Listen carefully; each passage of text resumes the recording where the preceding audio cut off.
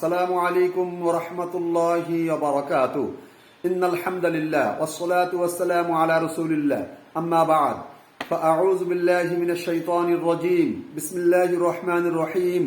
শাহরু রমাদানাল্লাযী উনজিলা ফীহিল কুরআনু হুদাল লিন-নাস ওয়া বায়্যিনাতিন মিনাল হুদা ওয়াল ফুরকান। প্রিয় দর্শক, আমি পবিত্র কোরআন থেকে একটি ছোট্ট একটি আয়াতের এক লাইন তেলাওয়াত করেছি।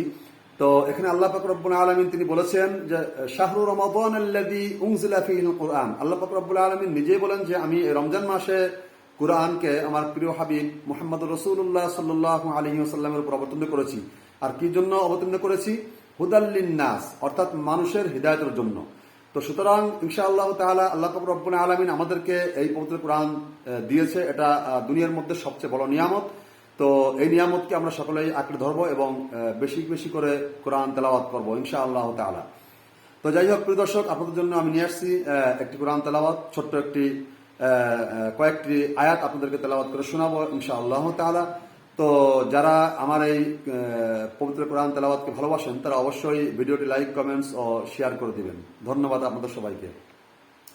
أعوذ بالله من الشيطان الرجيم. بسم الله الرحمن الرحيم.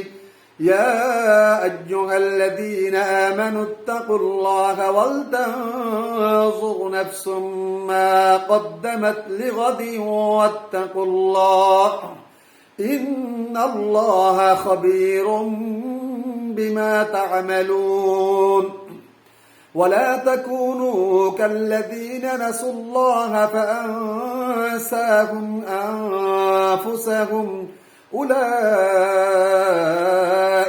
هم الفاسقون.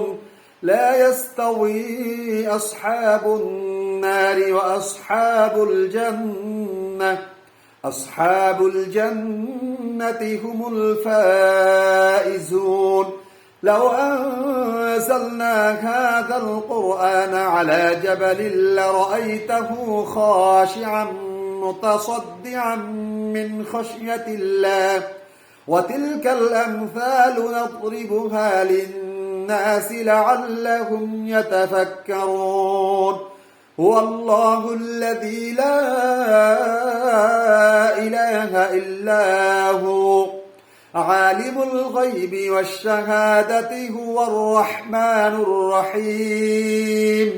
هو الله الذي لا إله إلا هو الملك القدوس السلام المؤمن المهيمن العزيز الجبار المتكبر. سبحان الله عما يشركون. هو الله الخالق البارئ المصور له الأسماء